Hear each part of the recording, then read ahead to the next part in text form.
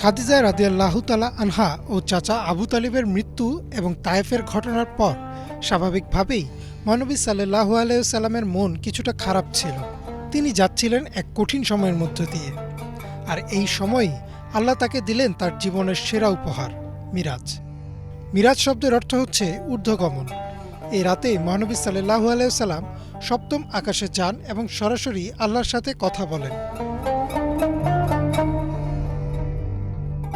মিরাজের ঘটনা ঘটে হিজরতের ১ বছর আগে। এই রাতটিকে আল ইসরা ওয়াল মিরাজ বলা হয়। ইসরা হচ্ছে মক্কা থেকে জেরুজালেমে আল আকসা মসজিদ পর্যন্ত সফর, আর মিরাজ হচ্ছে আল আকসা থেকে সপ্তম আসমানের সফর।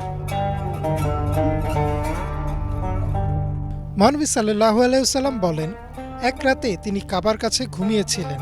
এমন সময় জিব্রাইল আলাইহিস সালাম তার কাছে এসে তাকে ঘুম থেকে ডেকে তুললেন।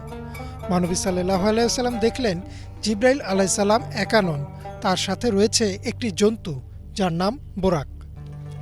বোরাকের ব্যাপারে মহানবী সাল্লাল্লাহু আলাইহি ওয়াসাল্লাম বলেন, এটি দেখতে অনেকটা ঘোড়ার মতো। এটি ছিল নবী রাসূলদের বাহন, আর যতদূর দৃষ্টি যায় ততদূর বোরাকের এক কদমের সমান।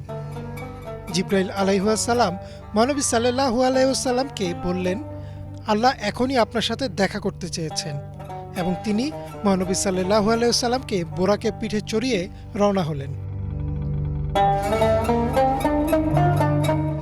মহানবী সাল্লাল্লাহু আলাইহি ওয়াসাল্লামকে মক্কা থেকে প্রথমে নিয়ে যাওয়া হলো জেরুজালেমে, মসজিদুল আকসায়। মহানবী সাল্লাল্লাহু আলাইহি ওয়াসাল্লাম মসজিদুল আকসার বাইরে খুঁটির সাথে বোরাককে বেঁধে রেখে ভেতরে গেলেন আর 2 রাকাত নফল নামাজ আদায় করলেন। কোনো কোনো বর্ণনায় আছে তিনি সেখানে পূর্ববর্তী নবী রাসূলদের সাথে ইমাম হিসেবে 2 রাকাত নামাজ আদায় করেন। এরপর তিনি রওনা করলেন আকাশের উদ্দেশ্যে।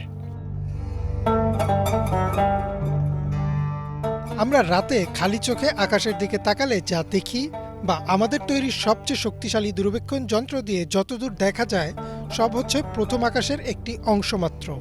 মহানবী সাল্লাল্লাহু আলাইহি ওয়াসাল্লাম চোখের পলকেই এই অংশ পার করে ফেললেন আর পৌঁছে গেলেন প্রথম আকাশের দরজায়। প্রথম আকাশে মহানবী সাল্লাল্লাহু আলাইহি ওয়াসাল্লামের সাথে দেখা হলো আদম আলাইহিস সালামের।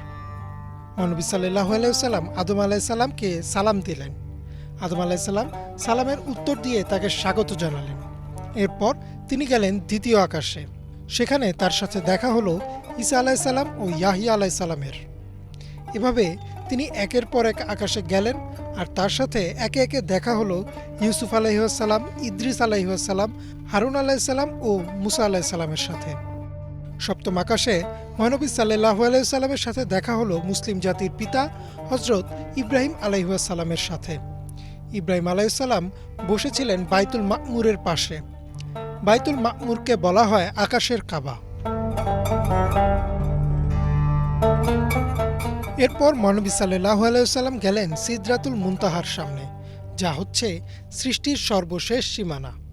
এই সীমানার বাইরে কারো যাওয়ার অনুমতি নেই। তাই জিব্রাইল আলাইহিস সালাম সিদরাতুল মুনতাহার সামনে এসে দাঁড়িয়ে গেলেন। মহানবী সাল্লাল্লাহু আলাইহি ওয়াসাল্লাম একাই সামনে গেলেন আর আল্লাহর সাথে তার সাক্ষাৎ হলো। মহানবী সাল্লাল্লাহু আলাইহি ওয়াসাল্লাম সরাসরি আল্লাহর সাথে কথা বলেন। এই সাক্ষাতেই মহানবী সাল্লাল্লাহু আলাইহি ওয়াসাল্লামকে দেয়া হলো ফরজ নামাজ। আল্লাহ তাকে দিনে 50 ওয়াক্ত নামাজ দিলেন।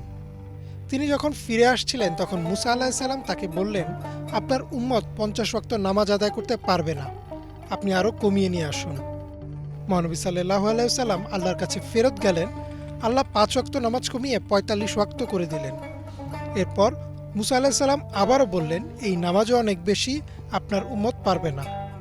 মহানবী সাল্লাল্লাহু আলাইহি ওয়াসাল্লাম আবার গেলেন। আল্লাহ আরও 5 রাকাত কমিয়ে দিলেন। এভাবে কয়েকবার তিনি আল্লাহর কাছে গেলেন। অবশেষে নামাজ কমতে কমতে 5 ওয়াক্তে আসলো। মুসা আলাইহিস সালাম এর পরেও বললেন, এটাও অনেক বেশি। কিন্তু মহানবী সাল্লাল্লাহু আলাইহি ওয়াসাল্লাম আরও একবার আল্লাহর কাছে যেতে লজ্জা পাচ্ছিলেন। সেই 5 ওয়াক্তই ফরজ হলো মুসলিমদের উপর। কিন্তু আল্লাহ ঘোষণা দিলেন যে এই 5 ওয়াক্ত নামাজ আদায় করবে তাকে 50 ওয়াক্তের সওয়াব দেওয়া হবে। এই যাত্রায় মহানবী সাল্লাল্লাহু আলাইহি ওয়াসাল্লাম জান্নাত ও জাহান্নামের দৃশ্যও দেখেন। পরে তিনি বোরাকের পিঠে চড়ে আবার ফিরে আসেন মক্কায়। এই সম্পূর্ণ ঘটনাটি ঘটে এক রাতে। পরদিন যখন তিনি এই ঘটনাটা বললেন, মুশরিকরা হাসাহাসি করতে থাকে। তারা আবু বকর রাদিয়াল্লাহু তাআলা আনহুর কাছে গিয়ে বলে, তোমার বন্ধু পাগল হয়ে গেছে, সে নাকি এক রাতে মক্কা থেকে বাইতুল মাকদাস গেছে, এরপর আকাশে গেছে, আবার ফিরেও এসেছে। তখন আবু বকর রাদিয়াল্লাহু তাআলা আনহু বলেন, মুহাম্মদ সাল্লাল্লাহু আলাইহি ওয়াসাল্লাম যদি এই কথা বলে থাকেন তবে নিঃসন্দেহে এটাই ঘটেছে। এরপরেই তাকে দেয়া হয় সিদ্দিক উপাধি, যার অর্থ সত্যবাদী। ইমরান মাহমুদ, বাংলা ভিশন।